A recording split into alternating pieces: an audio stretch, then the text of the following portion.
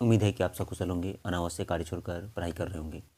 विद्यार्थी, इस वीडियो में आज हम लोग दो चर वाले रैखिक समीकरण से संबंधित सवाल करेंगे। अगर आप ऑफलाइन के विद्यार्थी हैं तो इस वीडियो को पूरा देखें और अगर आप इस प्रश्नों को बनाने में सक्षम नहीं हो पा रहे हैं तो इस सवाल को नोट कर लें, इसे आप मिस नहीं करेंगे। ये मेरा सलाह है, आप नहीं मान सकते हैं, लेकिन मैं कहूँगा कि आप इसे पूरा देखें। जो सवाल नहीं आ रहा है उसे आप नोट कर ही लें। कम से कम 4 मार्क्स का ऑब्जेक्टिव तो कन्फर्म ही है इस वीडियो से। पूरा मैं कंसेप्ट वाइज सिखाऊंगा, तो चलिए समझने का प्रयास करते हैं। वह समीकरण युग्म जिसका केवल एक हल होता है कहलाता है। डायरेक्ट मैं इसका आंसर बता दूंगा, तब आपको सवाल उतना अच्छा से नहीं समझ आएगा। पहले थोड़ा सा मैं आपको बेसिक बताने का प्रयास कर रहा हूँ। ज़रा देखिए इसका बेसिक क्या है। एक मैं यहाँ समीकरण लिख रहा हूँ, युग्म का मतलब जोड़ा। वह समीकरण जिसका केवल एक हल होता है कहलाता है। तो पहले एक मैं समीकरण लिख रहा हूँ, यहाँ पे एक समीकरण, एक minute,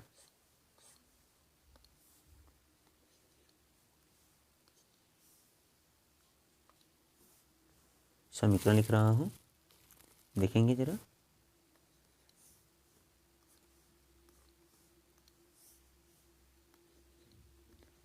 three x plus 2y बराबर 13। मैं आपको पहले सवाल समझाने का प्रयास करूंगा, ठीक है। एक समीकरण को लिखकर मैं बता रहा हूँ। वह समीकरण युग्म जिसका केवल एक हल होता है क्या कहलाता है। तो पहले हल समझते हैं, हल से मतलब क्या है। जैसे आप यहाँ इस समीकरण को देख रहे हैं, आप बराबर का साइन लगा समीकरण 3x प्लस 2y बराबर 13। हल होने से क्या मतलब है, लिखा ना एक हल होता है, इसका मतलब क्या हुआ, ठीक है। तो अगर हम यहाँ x की जगह पर 3 रख दें, क्या रख दें 3, और y की जगह पर 2 रख देंगे, तो रख के देखते हैं 3x 2y बराबर 13। तो यहाँ अगर हम 3 कर देते हैं और ये 2 करते हैं तो ये 9 और ये 4 कितना हो जाएगा, 13 हो जाएगा। 13 आ जाएगा ना, यानी जितना इधर था इतना ही इधर हो गया, यानी दोनों बराबर हो गया। तो हम कह सकते हैं कि जो 3 और 2 है इस समीकरण का क्या है, हल है। क्या है, हल है।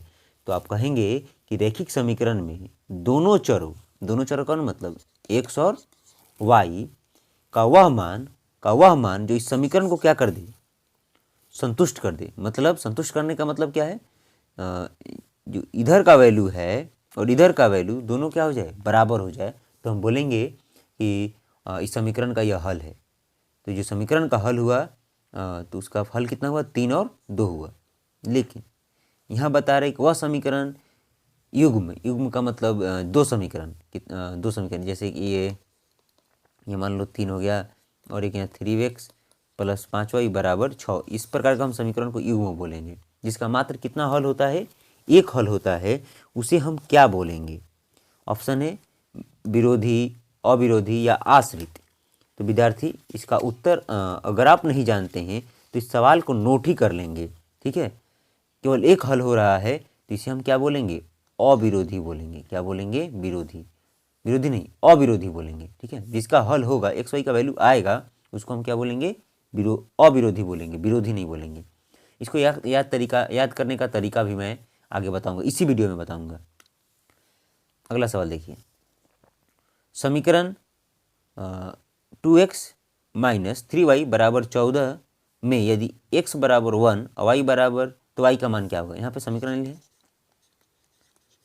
ये 14 है, x की जगह पर क्या रखना है, 1 रख देना है, तो रख दिए। ये 3y और ये 14, ये कितना हो जाएगा, 2 माइनस 3y बराबर ये यहाँ पे 14 हो जाएगा। तो 2 माइनस 3y बराबर 14 इतना है। हमको y का वैल्यू निकालना है, तो माइनस 3y, इधर ये प्लस में है, 2 प्लस में इधर आ जाएगा तो माइनस में कितना हो जाएगा, 12 हो जाएगा। ये माइनस 3y, y बराबर 12 बट्टा माइनस 3 कट जाएगा तो कितना बचेगा, -4 बचेगा। ऑप्शन बी हो जाएगा। समझ रहे हैं? चलिए, आसान है। अगला सवाल देखते हैं। वह समीकरण युग्म जिसका अनगिनत हल होता है, जिसका कितना हल होता है? अनगिनत। तो इस अवस्था में क्या होगा हल?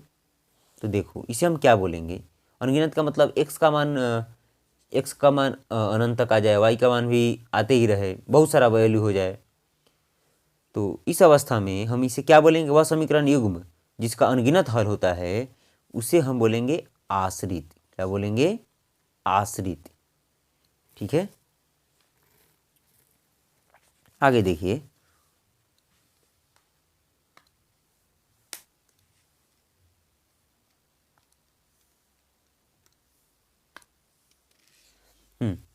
समीकरण युग्म a1x plus b1y plus c1 बराबर 0 एवं a2x plus b2y plus c2 बराबर 0 में यदि यानी a1 बटा a2 बराबर नहीं है b1 बटा b2 के, तो इसे हम क्या बोलेंगे?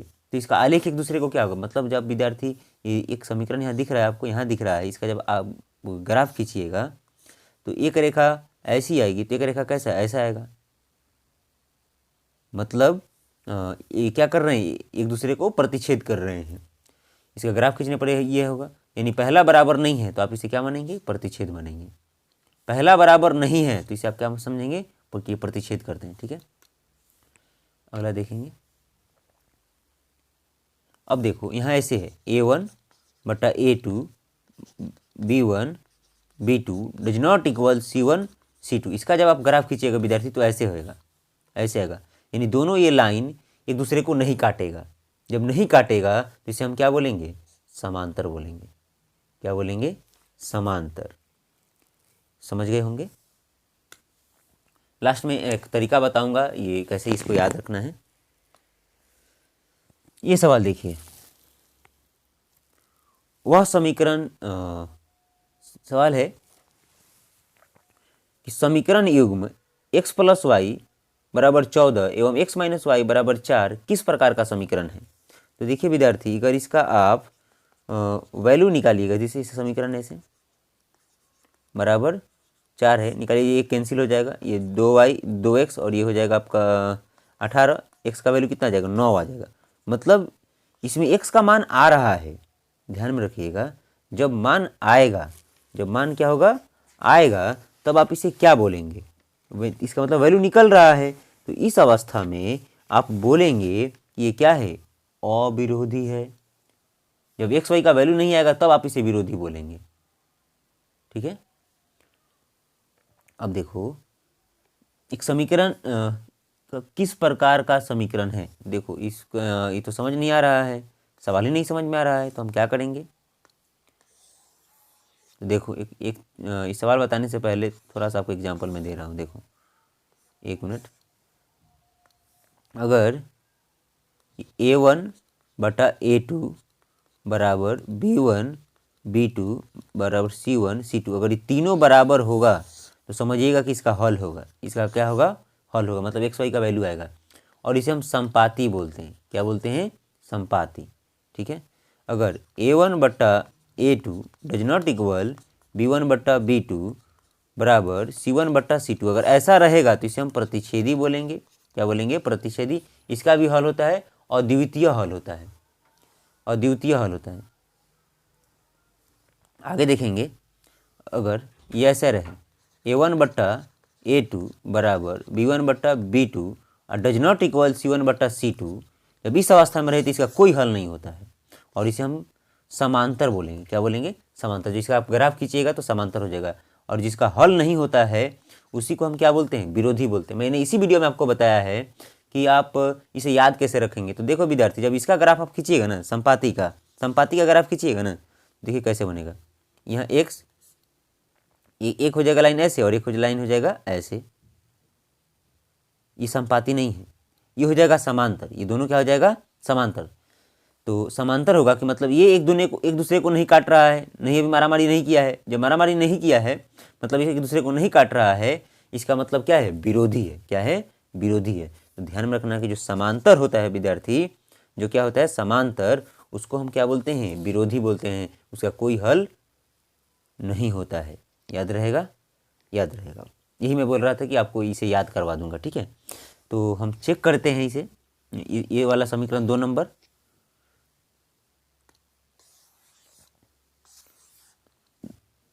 चेक कर रहे हैं, 1 मिनट।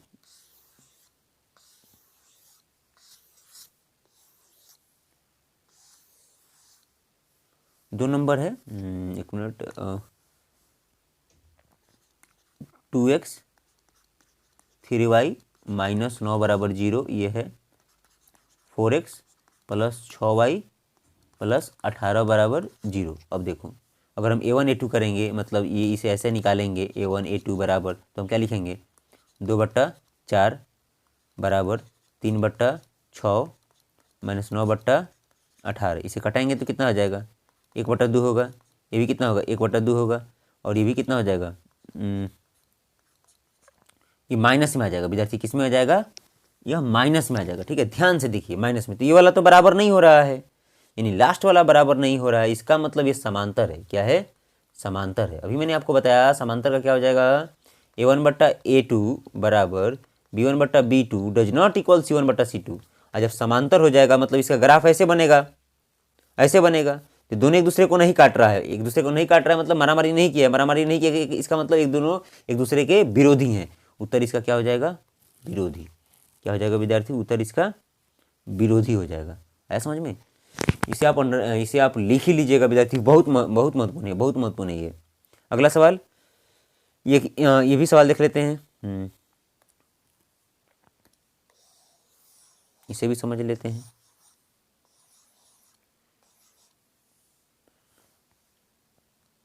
ये है, 1 मिनट, ये हो जाएगा 5x माइनस 3y माइनस 11 0, एक है 6y माइनस 10x प्लस 22। इसे आप नोट करिएगा तो क्या हो जाएगा, 5/6, फिर माइनस 3/-10, और फिर हो जाएगा 11/22।